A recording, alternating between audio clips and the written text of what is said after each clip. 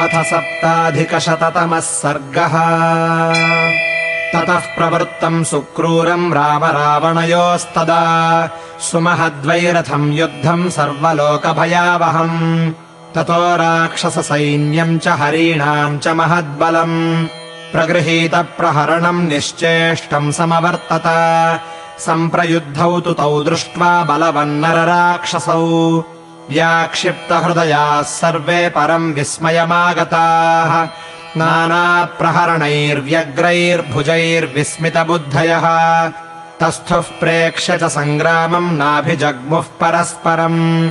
रक्षसाम् रावणम् चापि वानराणाम् च राघवम् पश्यताम् विस्मिताक्षाणाम् सैन्यम् चित्रमिवाबभौ। तौ तु तत्र निमित्तानि दृष्ट्वा राघव रावणौ कृतबुद्धिस्थिरामर्षौ युयुधाते ह्यभीतवत्। जेतव्यमिति काकुत्स्थो मर्तव्यमिति रावणः धृतौ स्ववीर्यसर्वस्वम् युद्धे दर्शयताम् तदा। ततः क्रोधाद्दशग्रीवः शरान् सन्धाय वीर्यवान् मुमोचध्वजमुद्दिश्य राघवस्य रथे स्थितम्। ते शरास्तमनासाद्य पुरन्दररथध्वजम् रथशक्तिम् परामृश्य निपेतुर्धरणीतले। ततो रामोऽपि सङ्क्रुद्धश्चापमाकृष्य वीर्यवान् कृतप्रतिकृतम् कर्तुम् मनसा सम्प्रचक्रमे। रावणध्वजमुद्दिश्य मुमोच निशितम् शरम् महासर्पमिवासह्यम् ज्वलन्तम् स्वेन तेजसा। रामश्चिक्षेप तेजस्वी केतुमुद्दिश्य सायकम् जगामसमहीम् छित्त्वा दशग्रीवध्वजम् शरः स निकृत्तोपतद्भूमौ रावणस्यन्दनध्वजः। ध्वजस्योन्मथनम् दृष्ट्वा रावणः स महाबलः सम्प्रदीप्तो भवत्क्रोधादमर्षात् प्रदहन्निव। सरोषवशमापन्नः शरवर्षम् ववर्षः रामस्य तुरगाम् दीप्तैः शरैर्विव्याध रावणः। ते दिव्याहरयस्तत्र नास्खलन्नापि बभ्रमुः बभूवुः स्वस्थहृदयाः पद्मनालैरिवाहताः। तेषामसम्भ्रमम् दृष्ट्वा वाजिनाम् रावणस्तदा भूय एव सुसङ्क्रुद्धः शरवर्षम् मुमोचः। गदाश्च परिघांश्चैव चक्राणि मुसलानि च गिरिशृङ्गाणि वृक्षांश्च तथा शूलपरश्वधान्। मायाविहितमेतत्तु शस्त्रवर्षमपातयत् सहस्रशस्तदा बाणानश्रान्तहृदयोद्यमः। तुमुलम् त्रासजननम् भीमम् भीमप्रतिस्वनम् तद्वर्षमभवद्युद्धेनैकशस्त्रमयम् महत्। विमुच्य राघवरथम् समन्ताद्वानरे बले सायकैरन्तरिक्षम् च चकार सुनिरन्तरम्। मुमोच च दशग्रीवो निःसङ्गेनान्तरात्मना व्यायच्छमानम् तम् दृष्ट्वा तत्परम् रावणम् रणे प्रहसन्निव काकुत्स्थः सन्दधे निशितान् शरान्। समुमोच तदो बाणान् शतशोथसहस्रशः ताम् दृष्ट्वा रावणश्चक्रे स्वशरैः खम् निरन्तरम्। ताभ्याम् नियुक्तेन तदा शरवर्षेण भास्वता शरबद्धमिवाभाति द्वितीयम् भास्वदम्बरम्। नानिमित्तो भवद्बाणो नानिर्भेत्ताननिष्फलः अन्योन्यमभिसंहत्य निपेतुर्धरणीतले। तथा विसृजतोर्बाणान् राम रावणयोर्मृधे प्रायुध्येतामविच्छिन्नमस्यन्तौ सव्यदक्षिणम्। चक्रतुश्च शरैर्घोरैर्निरुच्छ्वासमिवाम्बरम्। रावणस्य हयान् रामो हयान् रामस्य रावणः जघ्नतुस्तौ तदान्योन्यम् कृतानुकृतकारिणौ। एवम् तु तौ सुसङ्क्रुद्धौ चक्रतुर्युद्धमुत्तमम् मुहूर्तमभवद्युद्धम् तुमुलम् रोमहर्षणम्।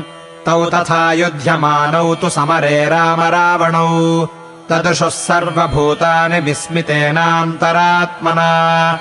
अर्दयन्तौ तु समरे तयोस्तौ स्यन्दनोत्तमौ परस्परमभिक्रुद्धौ परस्परमभिद्रुतौ परस्परवधे युक्तौ घोररूपौ बभूवतुः।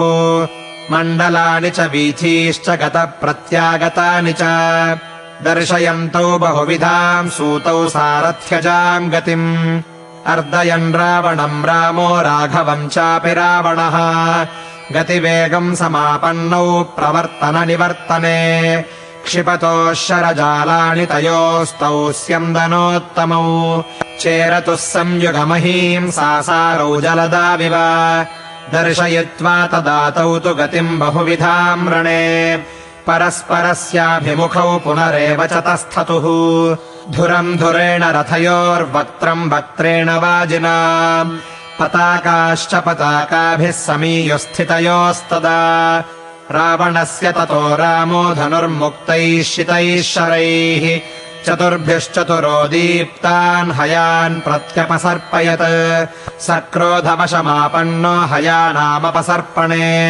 मुमोच निशितान् बाणान् राघवाय दशाननः सोऽतिविद्धो बलवता दशग्रीवेण राघवः जगामनविकारम् च न चापि व्यथितोऽभवत् चिक्षेप च पुनर्बाणान् वज्रसारसमस्वनान् सारथिम् वज्रहस्तस्य समुद्दिश्य दशाननः मातलेस्तु महावेगाः शरीरे पतिताः शराः न सूक्ष्ममपि सम्मोहम् व्यथाम् वा प्रददुर्युधि तया धर्षणया क्रुद्धो मातलेर्न तथात्मनः चकार शरजालेन राघवो विमुखम् रिपुम् 20-30-60 मुमोच राघवो वीरः सायकान् स्यन्दने रिपोः रावणोऽपि ततः क्रुद्धो रथस्थो राक्षसेश्वरः गदामुसलवर्षेण रामम् प्रत्यर्दयद्रणे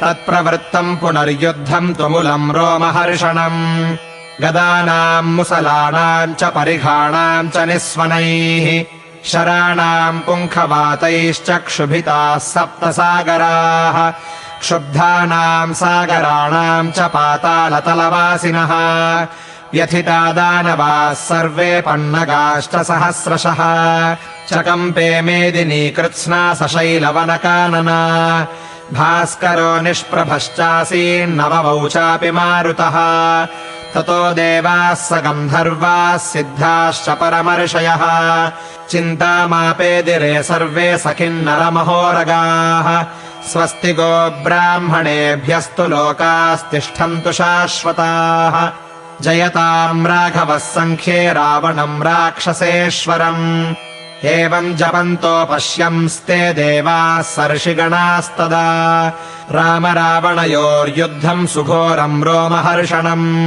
गन्धर्वाप्सरसाम् सङ्घा दृष्ट्वा युद्धमनूपमम् गगनम् गगनाकारम् सागरः सागरोपमः राम रावणयोर्युद्धम् राम रावणयोरिव एवम् ब्रुवन्तो ददृशुस्तद्युद्धम् राम रावणम् ततः क्रोधान्महाबाहू रघूणाम् कीर्तिवर्धनः सन्धाय धनुषा रामः शरमाशीविषोपमम् रावणस्य शिरोच्छिन्दच्छ्रीमज्ज्वलितकुण्डलम् तच्छिरः पतितम् भूमौ दृष्टम् लोकैस्त्रिभिस्तदा तस्यैव सदृशम् चान्यद्रावणस्योत्थितम् शिरः तत्क्षिप्तम् क्षिप्रहस्तेन रामेण क्षिप्रकारिणा द्वितीयम् रावणशिरश्छिन्नम् संयति सायकैः छिन्नमात्रम् च तच्छीर्षम् पुनरेव प्रदृश्यते तदप्यशनि सङ्काशैश्छिन्नम् रामस्य सायकैः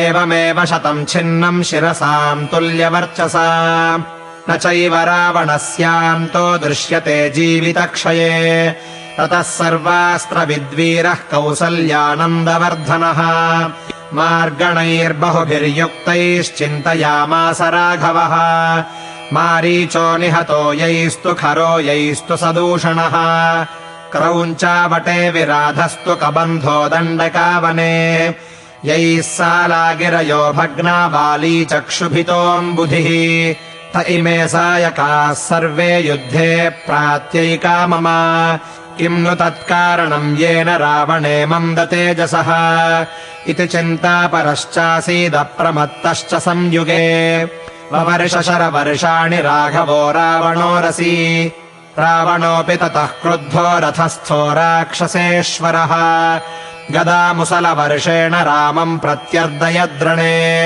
तत्प्रवृत्तम् महद्युद्धम् तुमुलम् रोमहर्षणम् अन्तरिक्षे च भूमौ च पुनश्च गिरिमूर्धनि देवदानवयक्षाणाम् पिशाचोरगरक्षसाम् पश्यताम् तन्महद्युद्धम् सर्वरात्रमवर्तत नैव रात्रिम् न दिवसम् न मुहूर्तम् न च क्षणम् राम रावणयोर्युद्धम् विराममुपगच्छति दशरथसुतराक्षसेन्द्रयोस्तयोर्जयमनवेक्ष्य रणे स राघवस्य सुरवररथसारथिर्महात्मा रणरत राममुवाच वाक्यमाशु इत्यार्षे श्रीमद् रामायणे वाल्मीकीये आदिकाव्ये युद्धकाण्डे 7अधिकशततमः सर्गः।